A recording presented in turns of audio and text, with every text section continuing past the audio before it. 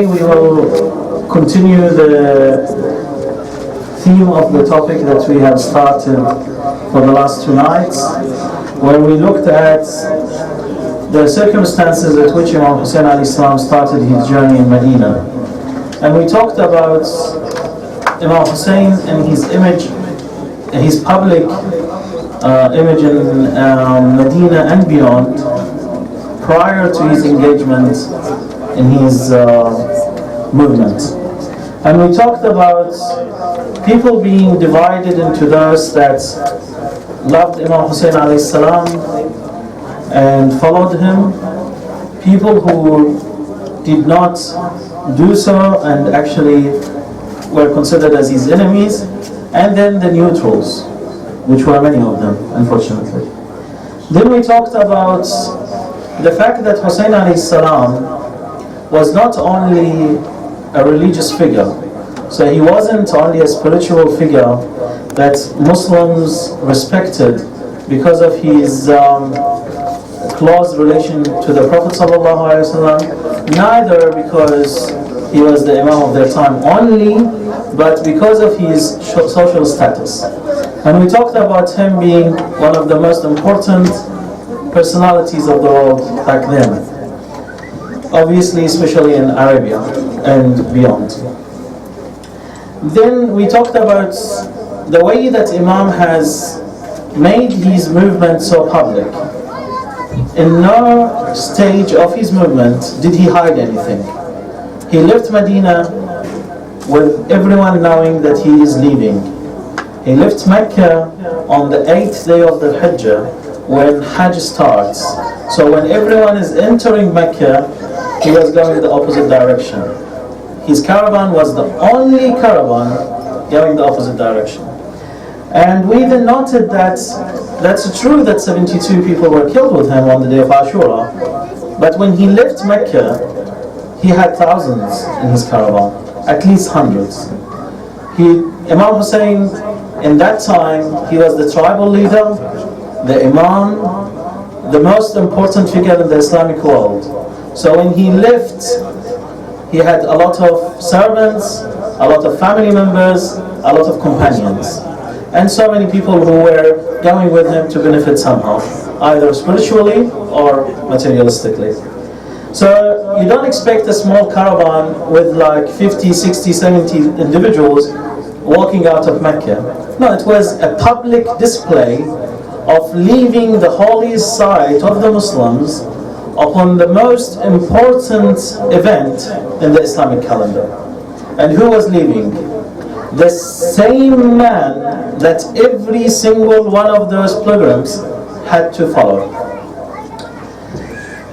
The aim of tonight is to look at Imam's, go back one step and look at the start of Imam's journey from Medina. Let's see, how did he start that revolution? If you can call it revolution, even that word is questionable.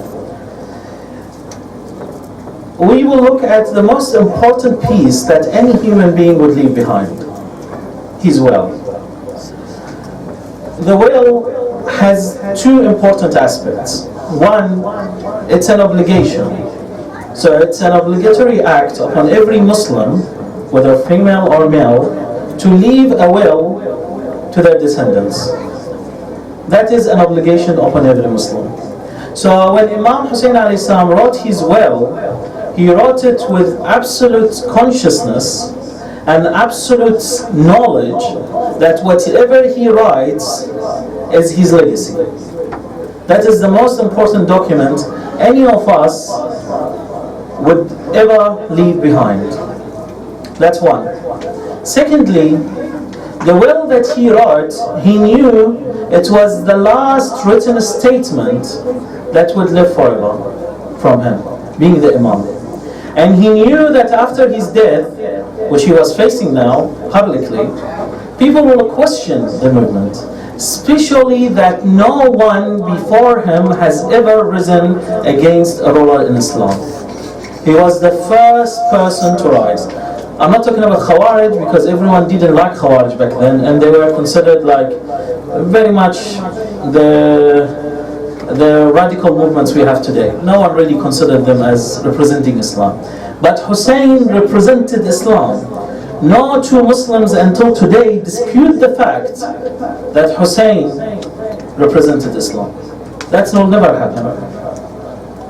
So let's look at his own will as he wrote it himself. But I'll start from the actual event that led to him writing that will. We talked about last night that the Yazid, upon the death of Muawiyah, sent a messenger, a special convoy, to his ruler in Medina, and he made sure no one knows of the death. This is a very important point actually. When Yazid sent the convoy to the governor of Medina asking him to take the allegiance of Hussein, amongst other important companions, he specifically made sure that no one knows of the death of Muawiyah before the allegiance is given, because Muslims could have revolted. So when the news came to the governor, it was a letter stating that Muawiyah is dead, and at the same time saying, force Hussein to give his allegiance. Because we mentioned also in the previous nights that there was a peace treaty between Imam Hassan and Muawiyah, which clearly stated that upon death of Muawiyah, the successorship of the Prophet has to go to Hassan, and if he did not exist, then to his brother Hussein.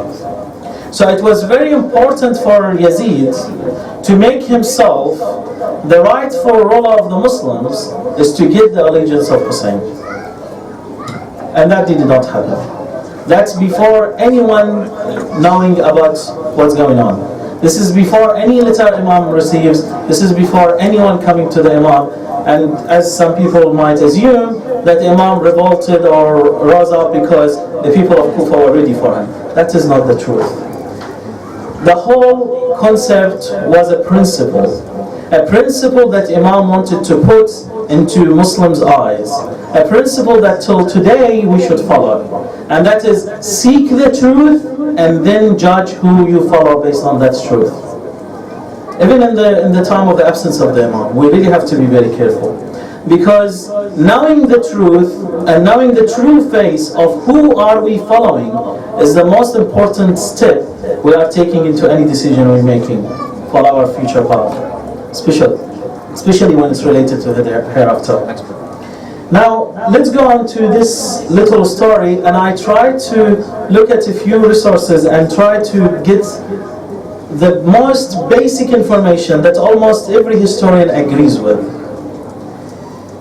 Historians narrate that Muhammad, and I'm going to read my own translation of the text in Arabic, because every single translator, mashallah, has translated it in their own perception. So I try to stick to very basic translation, but try to actually translate the actual meaning of the word by itself, without adding any flavor to it, as many people say.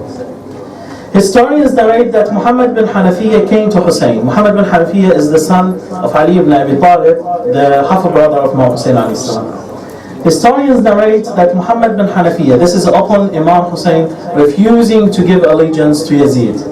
Historians narrate that Muhammad bin Hanafiya came to Hussein asking him to not face Bani Umayyah, as they will surely kill him, and for him to leave Medina as soon as possible. Imam Hussein alayhi salam ended the conversation of Muhammad talking to him by stating the following: "Oh my brother, I swear by Allah, even if there was no refuge, neither a shelter for me in this entire world, I will never give the allegiance to Yazid bin Muawiyah. Especially that the Prophet has said, oh my Lord, do not bless Yazid." Muhammad bin Hanafiya cried, and Imam joined him for an hour, as the historians say. Then Imam said, "May Allah reward you on my behalf with goodness. You have given your advice and it was true. I hope that your opinion is always accurate and blessed, inshallah. I have decided to leave towards Mecca and have prepared for this trip with my brothers, nephews, and my followers. They share the same matter with me and agree with my opinion. But you, my brother, will stay in Medina with my permission, to be my eye upon its people and to keep me updated with their affairs. Then Imam Hussein a.s. looked at people around him and he asked for an ink and a white piece, basically pen and paper. That reminds us of when the Prophet ﷺ asked for it as well, and they stopped him from doing so. And Imam wrote with his own hands this: in the name of Allah, the Beneficent, the Most Merciful. This is a will, and we talked about the will. It's a religious obligation. This is a will from Hussein bin Ali, written to his brother Muhammad ibn al-Hanafiyyah, as commonly known, the son of Ali bin Abi Talib. Hussein bin Ali bears witness that there is no God but Allah, the One. There is no associate for him, and that Muhammad is his messenger. Whatever he has conveyed is the truth. I bear witness, paradise and hell are certain, and the day of judgment is undoubted. Allah the High will surely raise the dead from the graves. Then Imam continues, I am not leaving Medina. By the way, Imam didn't say Medina, he said I am not leaving. إني لم أخرج. I'm not leaving. I am not leaving Medina to cause evil, arrogance, tyranny, or corruption.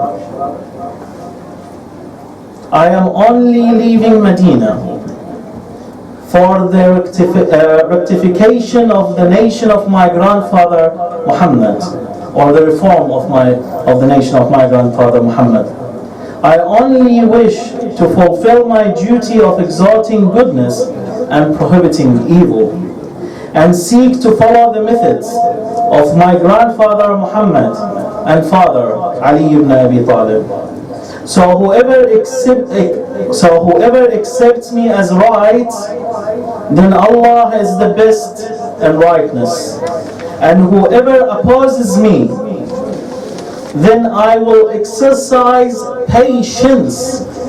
So Imam never wanted to take arms or lead an army.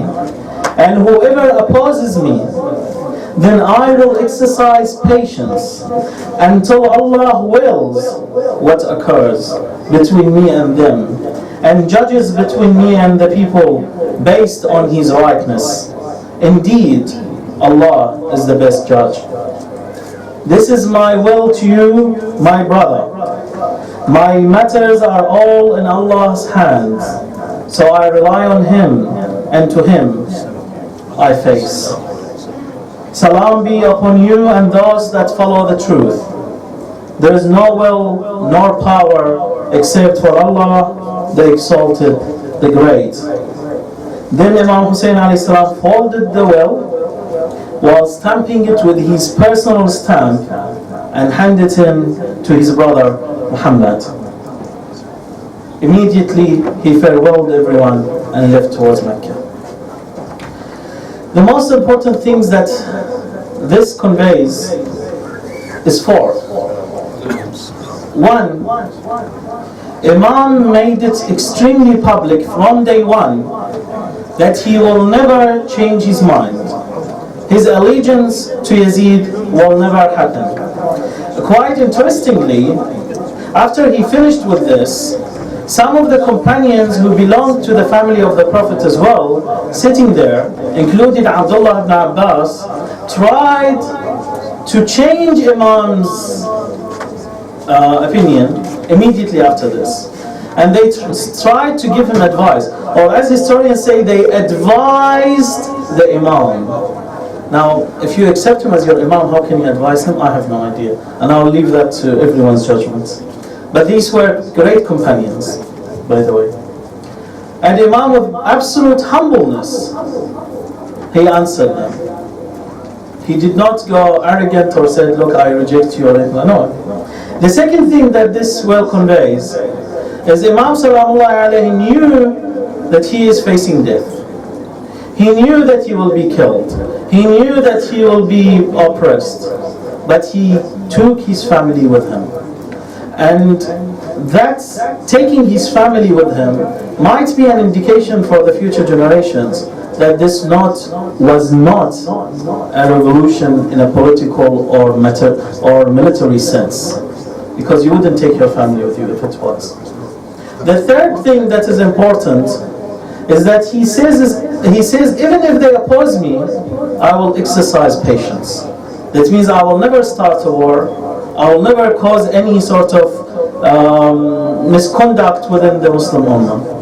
And the fourth most important thing is that Hussein alayhi salam did not do anything without a plan.